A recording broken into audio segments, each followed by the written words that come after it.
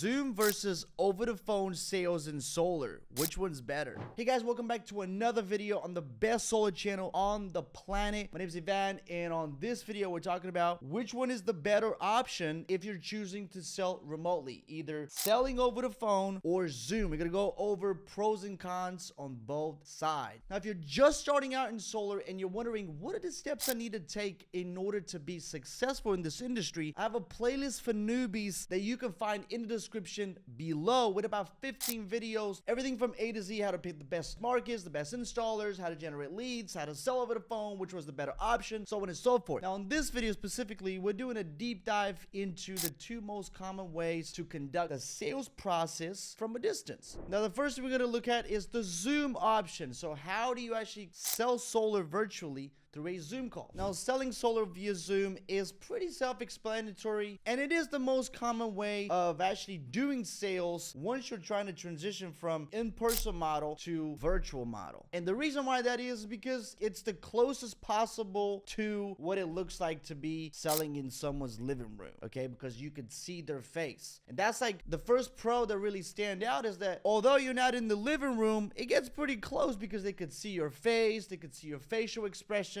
you can see their facial expression, and so it is very, very similar to actually being in the person's home, although you're not. And being able to communicate with someone while seeing each other allows you to build trust a lot faster than if you're doing just over the phone selling. And then building trust factor is the most important factor when it comes to the decision-making process of the homeowner. If they trust you over someone else, over the next salesperson that's going to talk to them, even though you might not be offering them the cheapest option, just because they trust you more than the next guy, they're gonna choose to go with you. And that's really, really amazing. And the next thing is being able to show a presentation to the homeowner, which is like graphics. And that's something that, to be honest, I don't like myself, because I used to sell with a presentation, not because I like doing it, but because I saw other people doing that first. And to me, that really takes away from the conversation. It takes away from me paying attention to what the homeowner is actually saying, the questions they're asking, their concerns, and so on and so forth, because I am concerned with whether or not I'm even following the presentation, especially if you're new, especially if you're starting out. And that's a recipe for a disaster, because instead of paying attention to the communication between you and the homeowner, you're actually worried about what slide comes next, as opposed to the things that actually matter in the sales conversation. But I would still consider the fact that you could show someone a presentation on the Zoom call a pro,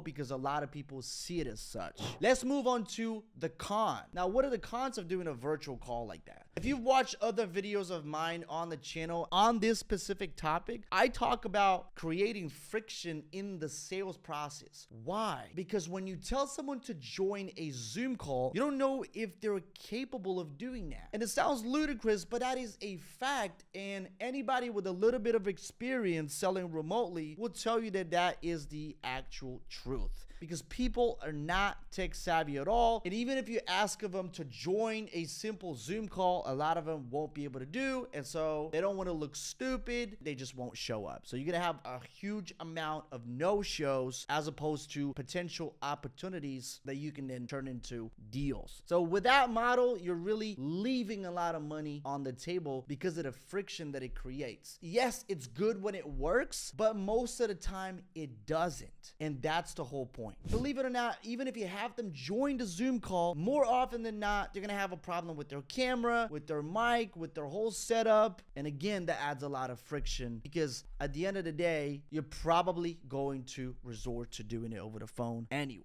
Now, let's look at selling over the phone. The main pro is that that friction that we talked about with the Zoom method of selling is no longer there, because that is the easiest possible way to get a hold of somebody. Why? Because they don't have to have a camera, they have to have a microphone, they don't have to worry about internet, they don't have to worry about how they look on camera, none of that stuff. All they need to do is just answer the phone.